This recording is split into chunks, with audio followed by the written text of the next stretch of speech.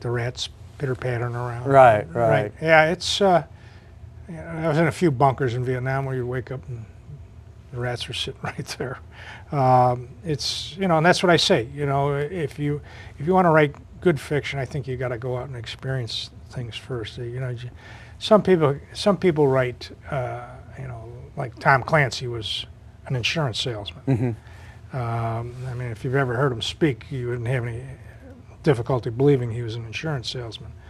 But and I think a lot of these things he found on the internet. But for me, I mean, which would you rather do? Experience some of these things and then write about them, or just write about them? I mean, I think it's a lot more satisfying when you've actually experienced some of these things. Right. Sort of reading the background that was provided, you sort of think about Sylvester Stallone, or something like that, a character like that, and you don't appear that way. So then you're deceiving to sort of what your experience has been, and that's what a lot of people are relative to people who write or have experienced life that way. They're not always what you think they are. No. A lot of Steve Vail is, we've been to some of the same places. He makes, because of luxury rewrites, he makes a lot fewer mistakes than I do. But he's kind of the guy I ultimately, or maybe all of us would ultimately like to be. Mm-hmm. So I think that's something you got to consider too. Do you have another book in the works? Yeah, I'm just rewriting the second book. It's when I got this deal, it was a 3-book deal. Okay. With William Morrow and HarperCollins, the UK, gave me a 3-book deal too, and they wanted the same characters. Mm-hmm. So I'm trying to finish the second book now, and is it of the same genre? Right. Okay. So how do you feel about, if I can ask you, the FBI today? Well, I had left the FBI a while ago, and it was in disarray then.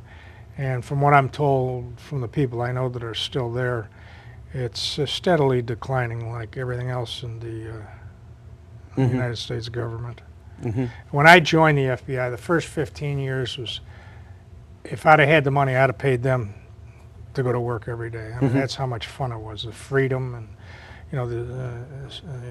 just really interesting cases, being able to solve them. But in the last 5 years, the Bureau got top-heavy with management. If you give them too many people, start looking Mm-hmm. for ways to obstruct people. So it wasn't fun. When I joined the FBI, we prided ourselves on not being another federal agency. And when I left, that was commonly said, we've become just another federal agency. Mm-hmm. So for people to know that you've provided a lot of service to our country, I mean, you were in Vietnam. How long were you in Vietnam for? 13 months. I had the honor of leading young Marines in combat. I was a rifle platoon leader, and then I was, as a second lieutenant, because they're out of captains, I was a rifle company commander. Mm-hmm. And through the internet now, I get together with these guys fairly often now, which is great. Well, that's fantastic. And so you get out of there in 72, according to the bio? 71. 71? I had a 3-year commitment, and I was out in 71. And so then you joined the FBI from there? 72, I joined the FBI. Okay. And you were with the FBI for? 20 years. 20 years. 20 plus years, yeah. So what was your most interesting case with the FBI? Well, sort of the one that gives you the twinkle, like you were talking about, for the first 15 years. One of my favorite cases would bore you to death, but because there's no arrests or no convictions. But I did save a friend of mine from a huge lawsuit. But probably the most... Well, that happens in the book, essentially. In a way, you save the reputation of an agent. Well, that's true. That's true. But this was a little bit more in the ghetto type of thing. But Probably the story people like the best is my last case, which is ironically when I was being investigated for insubordination and kind of told to go sit in the corner until I retired.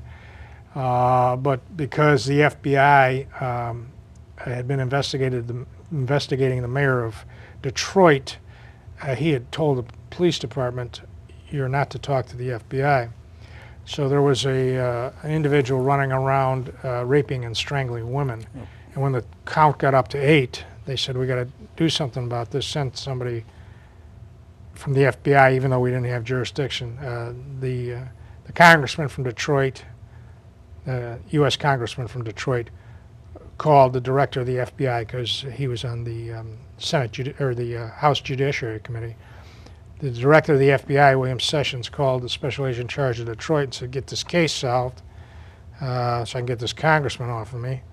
And then, so the SAC in Detroit needed somebody from our office to work the case. Well, I was the only one Detroit Homicide had talked to because I had put 20 years in the trenches with them, mostly finding their murder fugitives, when they fled the state. So they had to come to me and ask me to take the case. Well, I was still getting a paycheck, and he sent somebody to ask me. I said, "Well, as long as he's asking, I'm going to put some conditions on it." And I said, "Number one, anybody from management gets involved in this case, I'm done." I said, "If anybody from any of these local politicians get involved, I'm done." They said, "Okay, whatever you say." So I went off by myself for 2 months, 7 days a week, and we locked the guy up. He started confessing. We thought it was 8. He confessed to 11. Oof. In fact, he gave us the 11th body. We hadn't found it yet, which was absolute proof that he was the right guy. They matched him on DNA later and a palm print later. And he said, as a bonus, he said in 2 weeks it was his birthday and he was going to kill another woman for his birthday. So we prevented that. So then I went back to the FBI office. A couple of weeks later, I got called up to the office, and the assistant special agent in charge said, "Here's a letter of commendation and an incentive award for the Highland Park case, and as long as you're up here," with the other hand, he says, "Here's another notification that you're under investigation for another count of insubordination." So the SAC had They had Machiavellian down to a T, huh? It's, I try putting this stuff in the books, and the editors invariably say, "Do you have to make these guys so dumb or so terrible?" I said, "You don't know how I've spruced them up for you."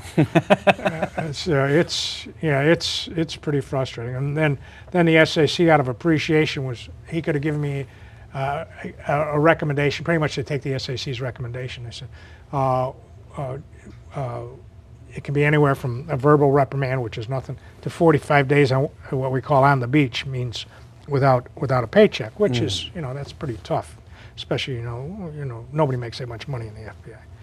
So, and of course, I put him in good stead with the director by getting the case solved. So he recommended, thinking that. Well, that was a big case. I remember reading about that. Oh yeah, it was a big papers. case. This guy was killing at a rate faster than any other serial killer in the history of the country.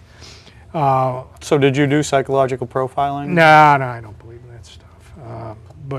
Well, they're all white males in their mid-30s to 40s. Well, no, this guy was black. All the victims. No, but do you know what I'm saying? Oh yeah, yeah. You're absolutely right.